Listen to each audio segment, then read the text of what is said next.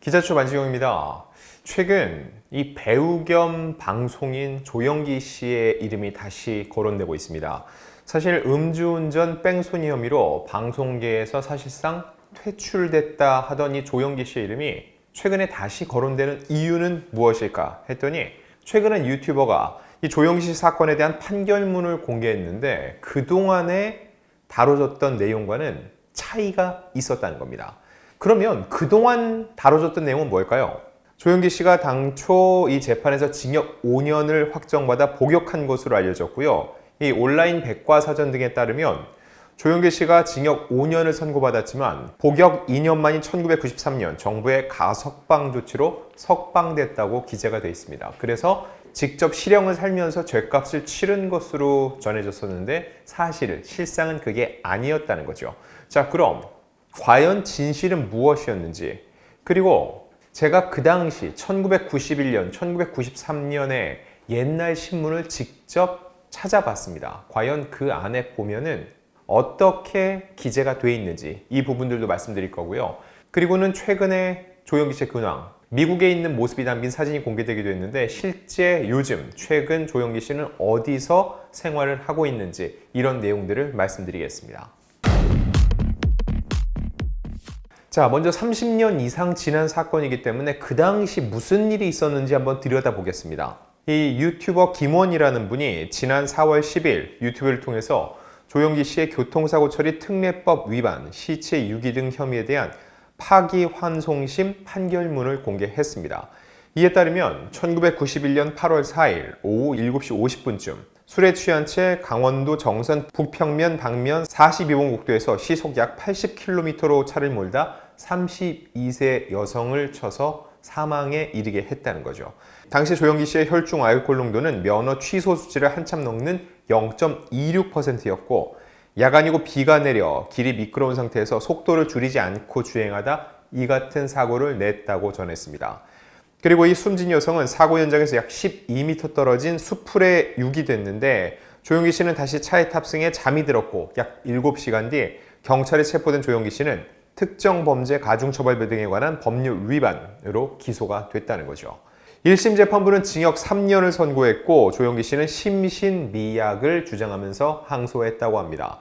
그리고 2심 재판부는 조영기 씨의 이 같은 주장을 받아들이지 않고 오히려 징역 5년으로 형량을 더 높였습니다.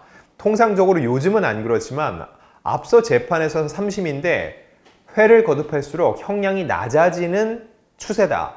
이게 일반적이었죠. 그걸 놓고 봤을 때도 30년도 더 된 일인데 2심에서 형량이 더 높아졌다. 이거 역시도 굉장히 이례적인 선고로 보입니다. 그리고 당초 국선 변호사를 고용했던 조영기 씨가 대법원 판례를 앞두고 전관 변호사로 교체를 했고 조영기 씨의 주장은 유기를 한 적이 없다. 음주하고 차로 친 건 알겠는데 유기는 내가 하지 않았다. 제3자가 했다고 주장을 했다고 이 유튜브 채널은 전했습니다. 그러나 국가수 감정 결과 조영기 씨의 오른쪽 손목과 무릎에 묻은 피해자의 혈흔과 일치하는 것으로 밝혀졌다는 거죠. 그래서 대법원은 조영기 씨의 심신미약을 인정할 수 없다면서 죄명을 바꾸라고 주문을 했고 원심 판결을 파기하고 사건을 서울고등법원에 환송했다고 판결했습니다. 그리고 검찰은 기존의 특가법상 도주 차량 혐의 대신 교통사고 처리 특례법 위반 및 시체 유기 혐의로 공소장을 변경했다는 거죠. 그리고 이 파기환송심에서 바로 징역 2년에 집행유예 3년이 선고됐다는 겁니다. 자, 여기까지가 일반적으로 지금 알려진 내용이고 그럼 그 당시 보도는 과연 이 사건을 어떻게 들여다봤는지 제가 한번 찾아봤습니다. 자, 제가 지금 보여드리는 건 1991년 8월 5일 동아일보 기사입니다. 중간에 모자이크한 거는 옛날 신문 같은 경우는 정말 그 사람의 실명을 다 거론하고 구체적인 주소까지 들어가 있어요. 어찌 보면 지금하고 비교하면 인권이 보장이 안 되던 시기였다는 걸 알 수 있는데 그래서 그 부분은 모자이크 처리한 것을 말씀드립니다. 이 기사의 제목은 탤런트 조영기 씨 영장 30대 여행인 역살 도주. 내용을 보면 강원도 정선경찰서는 5일 교통사고를 일으켜 행인을 숨지게 한 뒤 도주한 탤런트 조영기 씨를 특정범죄 가중처벌법 위반 혐의로 구속영장을 신청했다.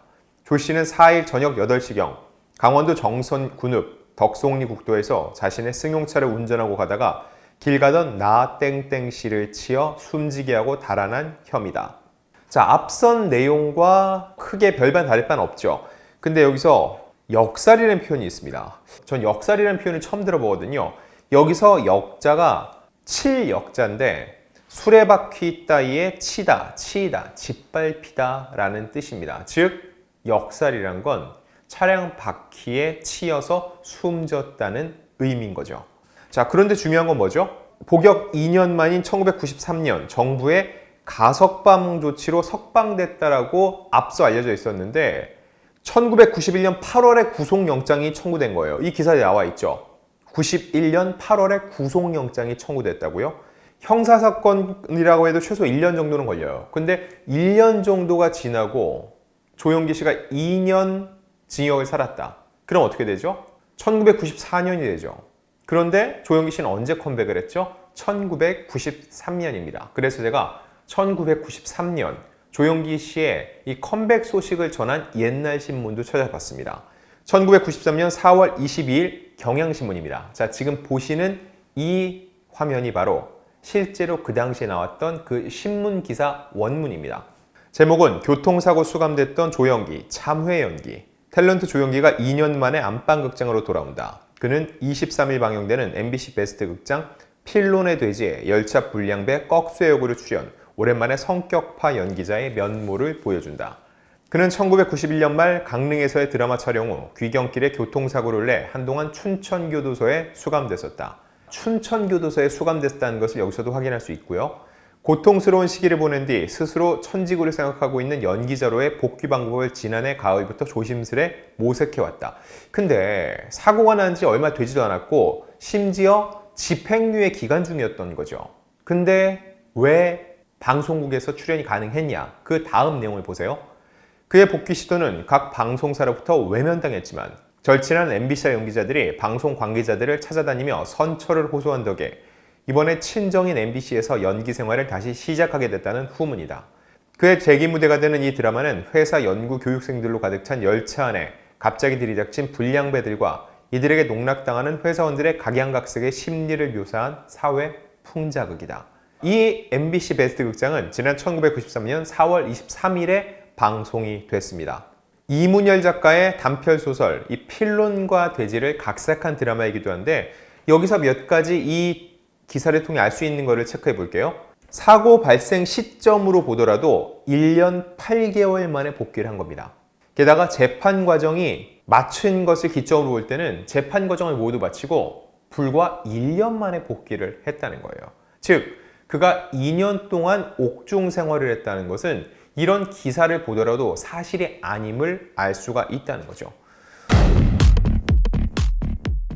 또 하나의 사실은 춘천교도소에 수감됐다는 거 제가 말씀드렸죠. 근데 아니 집행유예인데 왜 수감이냐 할 수 있는데 앞서 동아일보 기사를 보면 뭐라고 되어 있죠? 구속영장을 신청했다고 되어 있죠. 즉 구속영장이 신청되고 이 구속영장이 발부가 됐다는 거죠. 즉 재판 과정에서 구속된 상태에서 춘천교도소에 수감된 상태로 재판을 받았다는 것을 알 수 있습니다. 그러다 파기환송심에서 집행유예가 되자 출소를 한 거죠.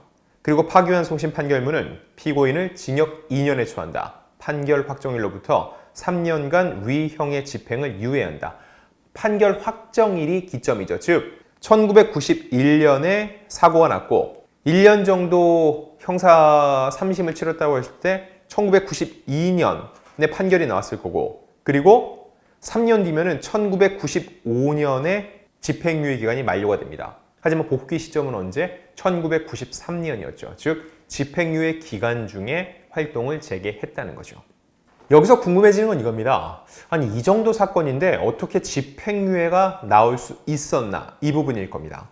자, 조영기 씨는 일단 이 파기환송심에서 사체 유기 혐의에 대해서는 부인했다고 전해드렸었죠. 자, 그런데 제가 볼 때 핵심은 합의입니다. 이런 조영기 씨의 주장은 받아들여지지 않았고 결정적인 건 합의로 보입니다. 이 내용에도 나와 있어요. 조영기 씨가 피해자 유족과 합의한 점, 잘못을 뉘우치고 있는 점 이런 부분들이 정상 참작이 됐다는 거죠. 사실 요즘도 마찬가지예요.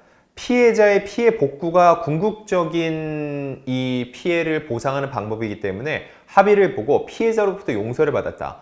합의가 됐다는 것은 고소를 취하하거나 혹은 형사사건 같은 경우에는 선처를 바란다는 내용의 이런 합의의 문을 바탕으로 한 탄원서 등을 넣을 수 있거든요. 그 경우에는 형량이 많이 줄어듭니다. 가장 피해를 입은 분의 용서를 받았으니까요. 이 시기에도 마찬가지입니다. 피해자 가족들, 유족들과 합의를 한 게 굉장히 크게 작용했다고 볼 수 있죠. 하지만 이건 과거 시점입니다. 만약에 요즘 이런 일이 벌어졌다 어떻게 됐을까요? 실형을 면키 어려웠을 겁니다. 왜 그럴까? 바로 윤창호법 때문입니다. 자, 국회는 2018년 이 음주운전으로 인명피해를 낸 운전자에 대한 처벌 수위를 높이고 음주운전 기준을 강화하는 내용을 한 특정 범죄 가중처벌 등에 관한 법률 위반 개정안 및 도로교통법 개정안, 즉 윤창호법을 통과시켰습니다. 이 윤창호법에 따르면 음주운전으로 인해 사람을 사망에 이르게 한 경우 기존은 어땠을까요? 징역 1년 이상입니다. 그런데 윤창호법에 따르면 최고 무기징역, 최저 3년 이상의 징역입니다. 음주한 상태로 사람을 치어 숨지게 했다. 이 경우는 아무리 용서를 받아도 최저 3년 이상의 징역을 사는 게 현재 법령이라는 거죠. 자, 그리고 다치게만 해도 1년에서 15년의 징역, 1,000만 원에서 3,000만 원의 벌금을 내게 된다는 겁니다. 그만큼 과거에는 음주운전에 대해서 굉장히 사회가 관대한 편인데 지금은 굉장히 엄히 처벌한다는 것을 알 수 있죠. 자, 근데 왜 이 사건이 지금 와서 다시 회자일까를 놓고 봤을 때 꼭 지금은 아닙니다. 포털 사이트 연예인 뉴스에서 이 댓글이 사라진 건 불과 몇 년 전이거든요. 근데 조영기 씨가 방송 활동을 그만둔 건 2017년 MBN 황금알이었습니다. 저도 기억이 나는데 그 2017년 이전에 조영기 씨 관련된 기사가 나올 때마다 그 댓글엔 항상 지금 나오는 이 사건이 댓글에 달렸습니다. 그때 이런 일이 있었는데 어떻게 버젓이 활동을 하고 있냐, 이런 얘기들이 끊이지 않았다는 거죠. 그래서 조영기 씨가 결국 2017년 스스로 방송 활동을 그만둔 것이 아니냐라는 얘기가 나왔다는 거죠. 그 시기에는 그리고 지금처럼 스마트폰, SNS가 이렇게까지 발달하진 않았습니다. 어떤 사안이 터졌을 때 지금은 정말 빛의 속도로 확산이 되는데 그때는 그렇지 않았기 때문에 비교적 잠잠했고 지금 다시 회자가 되면서 그 당시 조영기 씨가 솜방망이 처벌을 받은 게 아니냐라는 여론이 형성이 된 거죠. 자, 조영기 씨는 2017년 활동을 중단한 후에 2020년 한 차례 방송 재개를 노린 적도 있습니다. 그 당시 유튜브 채널을 개설하면서 재기를 노렸는데 비판 여론에 휩싸이면서 결국 4개월 만에 활동을 중단했죠. 그럼 현재 조영기 씨는 어디서 생활하고 있을까요? 일단 지난 2022년 미국에서의 목격담이 들려왔습니다. 온라인 커뮤니티에 조영기 오늘자 근황이라면서 조영기 씨가 지인과 함께 한 식당에서 이야기를 나누는 사진을 게재했습니다. 오늘 오후 조카가 필라델피아 한인타운 푸드코트에서 주변 사람들이 웅성거려서 누구인가 사진 찍어서 물어보길래 알려줬습니다. 유튜브 하다만 욕만 먹어서 한국 떠서 필라델피아에서 사는가 보다.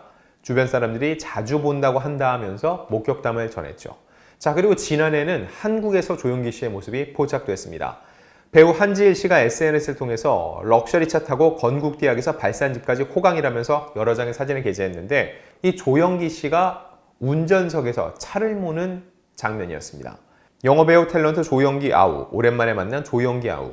형 걸음걸이도 시원찮은데 고집 부리지 말고 제가 집까지 모셔다 드릴게요. 실갱이 끝에 어쩔 수 없이 편하게 집 앞에 도착했네요. 고맙다라면서 조영기 씨를 만났던 이 소식을 전했던 거죠.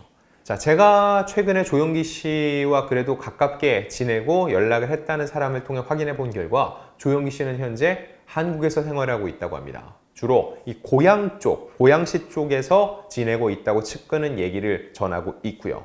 그러면 조영기 씨의 방송 복귀 가능성은 어떨까요? 제가 볼 때 사실상 힘들어 보입니다. 그 이유는 누군가 얘기를 합니다. 이미 30년 전 사건이고 그에 대해서는 죗값을 치렀지 않냐. 이건 맞는 얘기입니다. 그런데 지금 이 대중의 정서로 볼 때 그 정도 사건에 대해서 조영기 씨가 충분한 죗값을 치른 건지 혹은 그 당시에 복귀가 빨랐는데 자숙의 시간이 충분했는지 이런 것들을 놓고 봤을 때 충분치 않다고 생각을 했기 때문에 지금 이렇게 조영기 씨에게 적잖은 비판의 화살을 보내는 것으로 보이는데 아마 조영기 씨가 방송 활동을 재개한다고 하면은 이런 시선이 집중될 가능성이 있습니다. 2017년 조영기 씨가 스스로 방송 활동을 중단한 만큼 이런 비판의 시선을 감수하면서까지 방송 활동을 무리하게 재개할 것으로는 보이지 않습니다.